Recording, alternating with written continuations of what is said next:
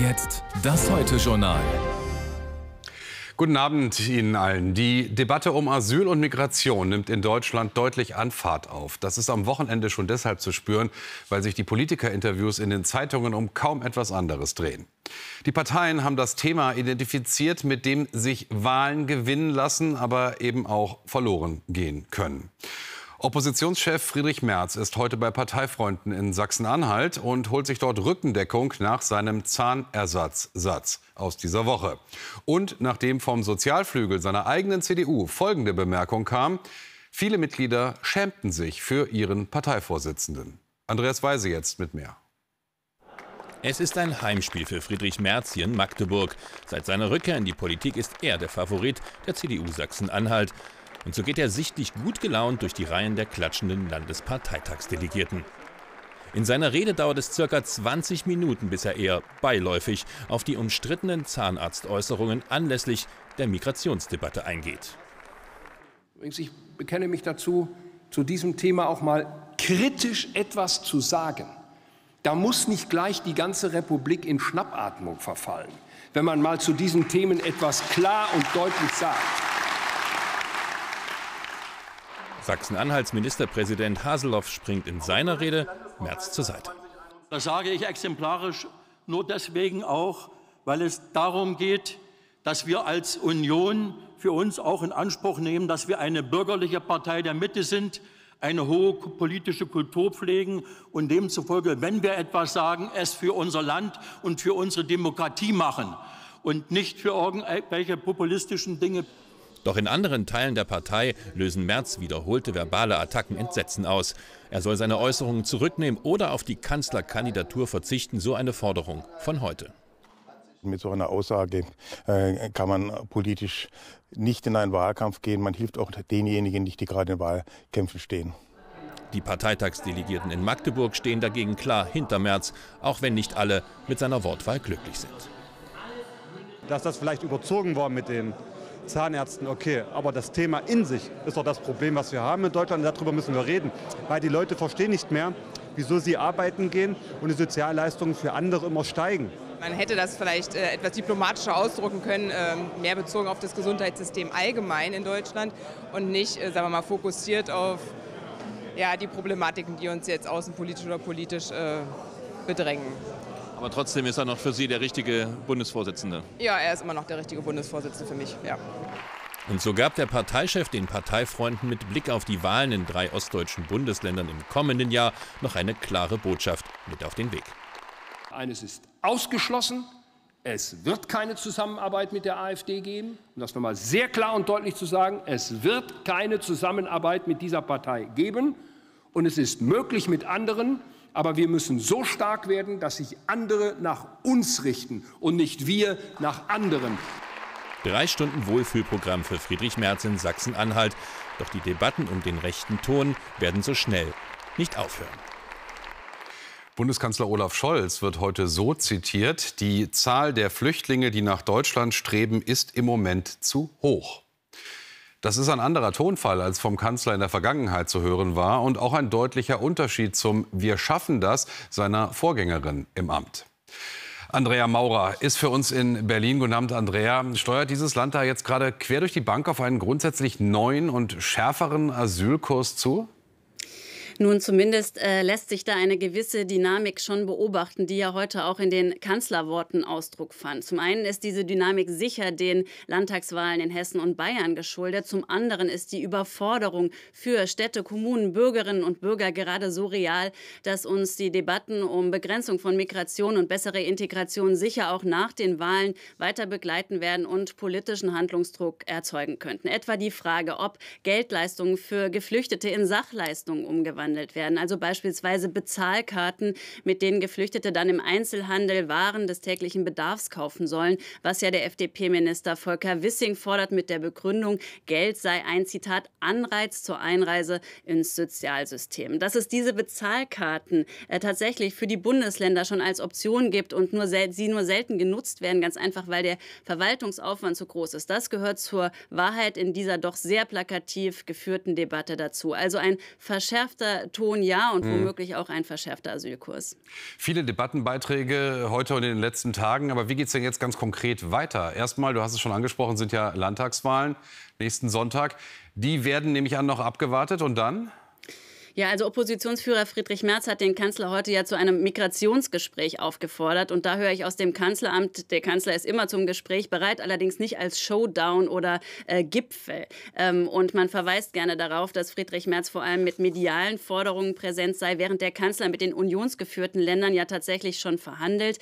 Denn da steht dann der große Migrationsgipfel im November an. Erst im November, muss man sagen. Aus Sicht der Dynamik dieser Debatten, über die wir gerade gesprochen haben, erscheint das ziemlich spät. Und im Hinblick auf die Frage, wie Kommunen besser unterstützt werden können, hat Kanzler Scholz daher heute schon einen Vorschlag in Richtung November gemacht. Er hat sich offen gezeigt für eine Pro-Kopf-Pauschale, die die Länder für Versorgung und Integration ja schon lange fordern. Also das ist ein konkretes Kanzlersignal hinein in den fernen November. Andrea, vielen Dank für diese Informationen live aus Berlin. Und dann gucken wir jetzt auf die Situation direkt vor Ort. Und zwar heute in die Hansestadt Greifswald in Vorpommern. Eine Unistadt mit grünem Oberbürgermeister und gleichzeitig eine Stadt, in der sich die Stimmung dreht, wenn es um den Zuzug von Geflüchteten geht. Susanne Seidel. Mena und Leonie sind Kindergartenfreundinnen. Beide hören gerne Geschichten. Heute lesen ihnen Mütter aus verschiedenen Kulturen vor. Dann wird übersetzt. Für manche ist das Gesagte vertraut, für manche neu. Das ist ganz wichtig, dass die Kinder auch in ihrer Muttersprache Berücksichtigung finden, damit sie sich willkommen fühlen, angenommen fühlen, lernen können. In der Universitätsstadt Greifswald engagieren sich viele Haupt- und Ehrenamtliche für Geflüchtete. 9,5% der Bevölkerung ist aus anderen Ländern zugewandert. Im Sommer gab es einen Bürgerentscheid. 2/3 der Wähler stimmten dagegen, dass auf städtischem Grund, wie zum Beispiel auf diesem alten Sportplatz, Container für Flüchtlinge entstehen.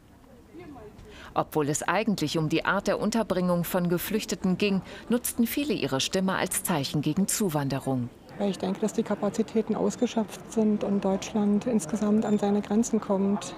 Und die Problematik ist ja auch dabei, die dementsprechend unterzubringen, nicht nur, sie zu versorgen, dass sie sich auch ein bisschen unsere deutschen bürgerlichen Dinge aneignen. Das ist leider zu viel jetzt. Das können wir nicht mehr stemmen alles. Ich bin bestimmt ein Menschenfreund, aber jetzt irgendwann ist es gut. Oberbürgermeister Stefan Fassbinder muss jetzt nach dem Bürgerentscheid nach anderen Unterkünften für die ihm zugewiesenen Geflüchteten suchen. Zum Beispiel in diesen Wohnungen. Er will die Neinsager des Bürgerentscheids überzeugen, dass Migration beim Fachkräftemangel helfen kann. Es wird immer Menschen geben, die strikt dagegen sind, dass Menschen aus fremden Ländern zu uns kommen. Das ist kurzsichtig und es ist auch nicht humanitär. Aber ich denke, viele Menschen können wir wieder gewinnen, wenn wir diesen Schritt hinkriegen von der illegalen Einwanderung, die wir ja zum größten Teil haben, zu einer geregelten, legalen Einwanderung, die wir dringend benötigen. Das müssen wir aber schaffen. Das können wir aber nicht vor Ort leisten. Das ist eine Sache der Bundesregierung. Die Aktiven vom Kulturzentrum Stratze hatten sich beim Bürgerentscheid für die Flüchtlingsunterkünfte eingesetzt. In Projekten arbeiten sie mit Migranten, um sie zu integrieren. Das Nein beim Bürgervotum deuten sie als Zeichen zunehmendem Misstrauens gegenüber Fremden. Ich meine, uns hat es als Gruppe noch mal zusammengeschweißt, uns hat es motiviert, durch das Negative weiterzumachen, hat die Bedeutung davon gezeigt und zumindest wissen wir jetzt, wie die Lage ist. Die Stimmung in Greifswald bleibt nach dem Bürgerentscheid angespannt. Das Problem der Flüchtlingsunterbringung hat er nicht gelöst. Aber interessant, was da ein grüner Oberbürgermeister sagt. So, jetzt Nachrichten im Überblick. Hanna, du beginnst mit ersten Trends einer Wahl, die durchaus Folgen für ganz Europa haben könnte. Ja, so ist es. Die Wahlberechtigten in der Slowakei haben heute ein neues Parlament gewählt. Seit 22 Uhr sind die Wahllokale geschlossen. Erste Prognosen deuten auf ein Kopf-an-Kopf-Rennen zwischen der linksnationalen Smer und der liberalen Partei Progressive Slowakei hin, die offenbar leicht vorne liegt. Ein Endergebnis wird morgen erwartet. Sollte die Smer die Wahl gewinnen, dürfte dies auch für die Ukraine deutliche Auswirkungen haben. Die Partei hatte im Falle eines Sieges den Stopp von Waffenlieferungen angekündigt. Die Bundesregierung hat Serbien dazu aufgerufen, unverzüglich seine Truppen an der Grenze zum Kosovo zu reduzieren. Zuvor hatten bereits die USA einen Abzug gefordert und sich besorgt über einen großen Militäraufmarsch an der Grenze gezeigt, der beispiellos sei. Wegen der jüngst aufgeflammten Spannungen hatte erst gestern die NATO angekündigt, ihre Präsenz im Kosovo zu verstärken. Der Kosovo hatte sich 2008 für unabhängig erklärt. Serbien erkennt das aber nicht an. Das US-Repräsentantenhaus hat für einen Übergangshaushalt gestimmt, um die drohende Haushaltssperre in den Vereinigten Staaten abzuwenden. Damit ist eine erste Hürde genommen. Jetzt muss noch der Senat zustimmen. Ansonsten tritt um Mitternacht Ortszeit der sogenannte Shutdown in Kraft.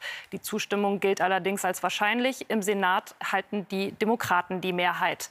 Der Übergangshaushalt gilt für 45 Tage. Hilfe für die Ukraine ist darin nicht vorgesehen. Den Gesetzentwurf hatte der Vorsitzende des US-Repräsentantenhauses McCarthy heute vorgelegt. Unklar war jedoch, ob seine zerstrittenen Republikaner ihn überhaupt unterstützen würden. Zu den Lottozahlen an diesem Samstag. Die lauten 1, 17, 20, 36, 42, 45, Superzahl 0. Alle Angaben wie immer ohne Gewähr. Der Oktober startet teils mit sommerlich warmen Temperaturen. Die Wetteraussichten. Morgen im Norden und Osten viele Wolken und vor allem in Küstennähe zeitweise Regen. Sonst meist sonnig oder nur locker bewölkt, 17 bis 26 Grad. Am Montag ganz im Norden Regen, sonst viel Sonne und mit 19 bis 30 Grad ungewöhnlich warm. Am Dienstag aufkommende Schauer und Gewitter, am Mittwoch wechselhaft und deutlich kühler. Das helle Licht bei der Nacht gibt Halt und Hoffnung für die Arbeit unter Tage. Ein Lied verbindet Bergbauregionen in Ost und West. Es ist eine Hymne von Schalke 04 und vom FC Erzgebirge Aue. Es gibt unzählige Versionen, Grubenchor, Klassik, Pop und sogar Hip-Hop. Aber die Wurzeln liegen im Erzgebirge. Nachgewiesenermaßen haben sie es etwa in Schneeberg in Sachsen bereits 1678 gesungen. Und jetzt ist es auch noch immaterielles Kulturerbe der UNESCO. Stefan Kelch. Glück auf, Glück auf. Oh yeah, Steiger kommt. Es ist uralt und doch 100.000-fach geklickt in den sozialen Netzwerken. Die Videokampagne So geht Sächsisch hat mit Interpretationen des Steigerliedes offenbar einen Nerv getroffen. Jeder kennt es, man singt es in Stadien, bei Paraden und natürlich im Bergwerk selbst. Für die Fünftklässler des Altenberger Gymnasiums hat es eine ganz besondere Bedeutung. Das Steigerlied ist ihre Schulhymne.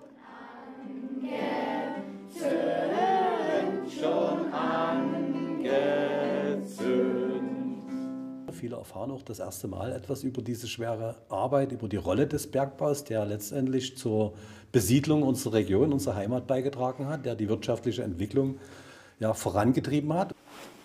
Wenn Heino Neuber über das Steigerlied reden will, wirft er sich in Bergmanns Habit.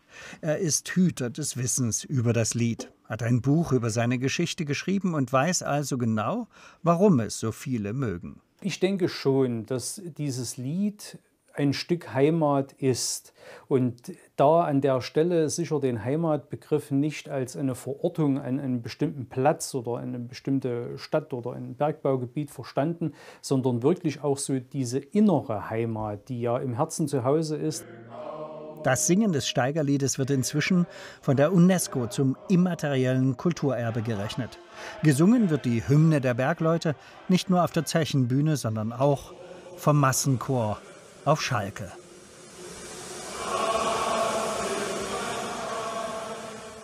Es liegt eben auch daran, dass man das Lied als etwas Einigendes erkannt hat.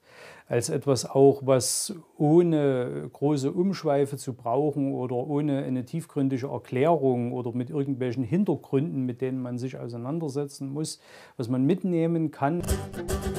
Mitgenommen hat es aktuell die Breakdance-Gruppe Saxons. Die wagen sich ans neueste Video und damit an die wohl erste getanzte Version des Steigerliedes. Für den Chef der halbamerikanischen Fiddlerband Trouble Notes eine neue Erfahrung.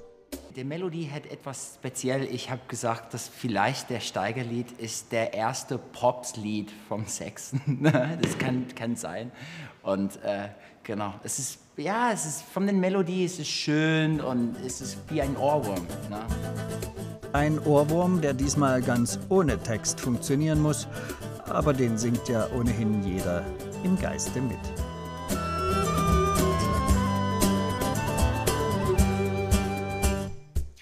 Bis morgen und Glück auf. Wir wünschen Ihnen noch einen angenehmen Abend. Tschüss.